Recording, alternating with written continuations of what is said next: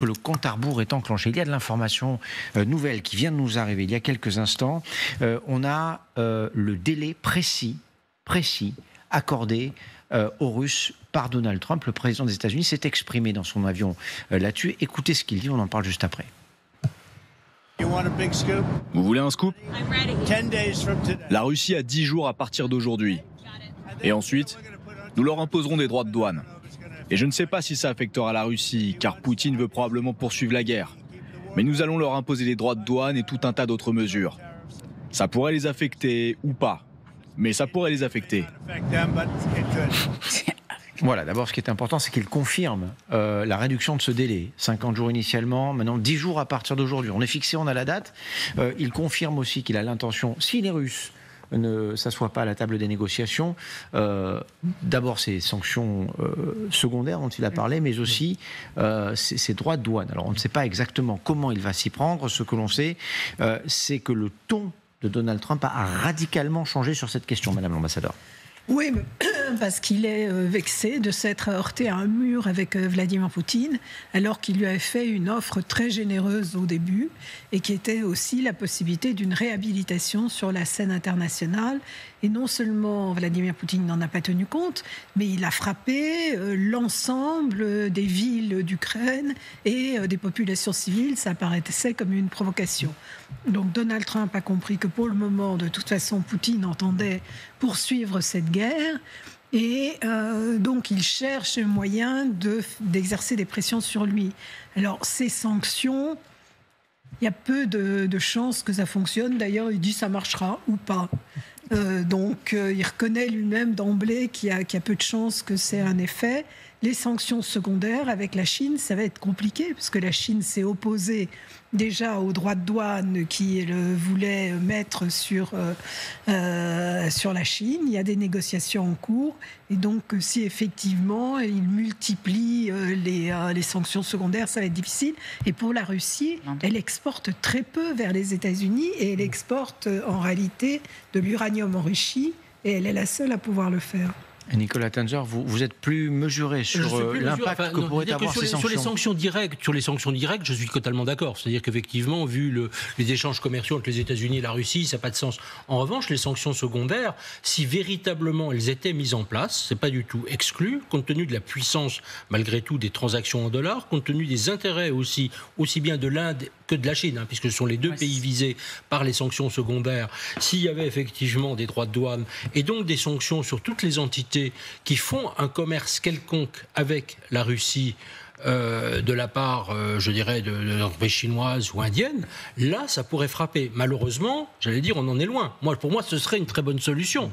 Parce que c'est quand même le pétrole qui, aujourd'hui, finance la guerre d'extermination de Poutine. Mais ce qui est un peu surprenant, vous l'avez noté, Madame l'ambassadeur, c'est que Donald Trump lui-même émet un doute sur l'efficacité de ces sanctions. Mais le problème des sanctions secondaires, c'est que vous touchez à quoi? À des entreprises indiennes, chinoises, turques, voire d'autres pays, et elles ne sont pas simples à mettre en œuvre.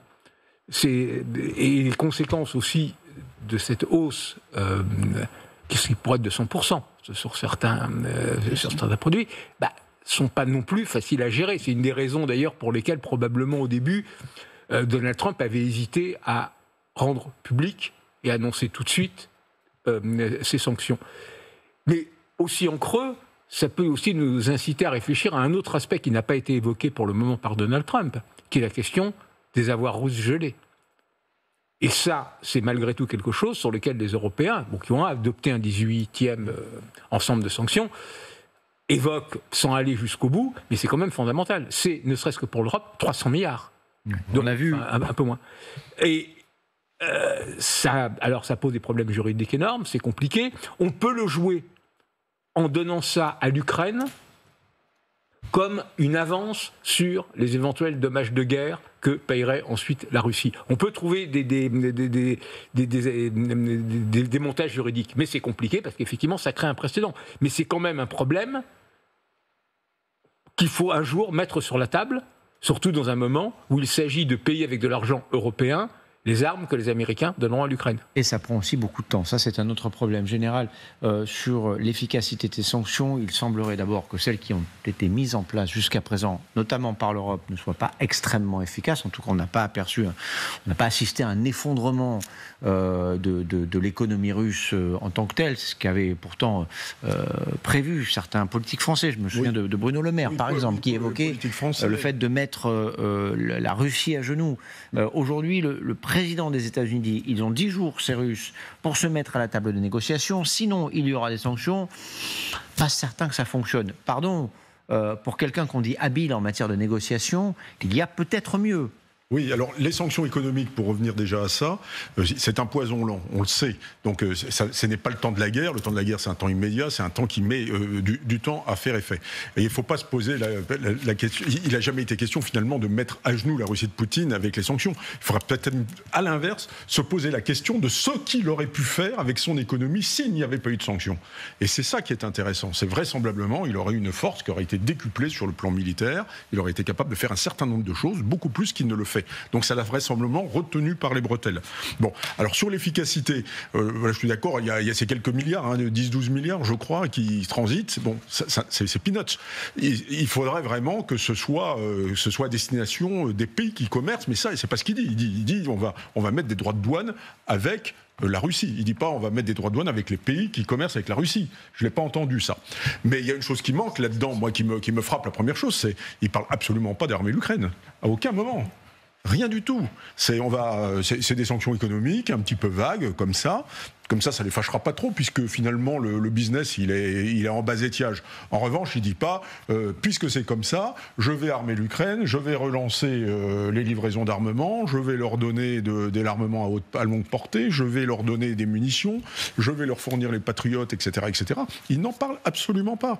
Donc je pense qu'il va être dans une réponse minimum. Et c'est un petit peu ça que je vois, c'est ça que je crains. Alors maintenant, il est obligé de faire quelque chose, puisque c'était 10-12 jours, 50 jours, 10-12 jours, le compte à rebours a commencé.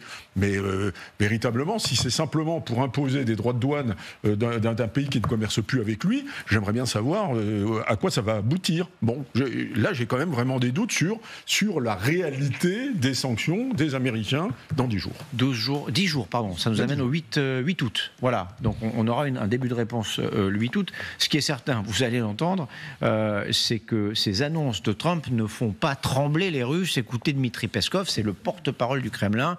Réaction donc au raccourcissement du délai initialement annoncé par Trump pour forcer les Russes à négocier. Nous avons pris note de la déclaration faite hier par le président Trump. L'opération militaire spéciale se poursuit et nous restons également attachés au processus de paix visant à résoudre le conflit en Ukraine et à garantir nos intérêts lors de ce règlement. Il y a un ralentissement de nos relations avec les États-Unis.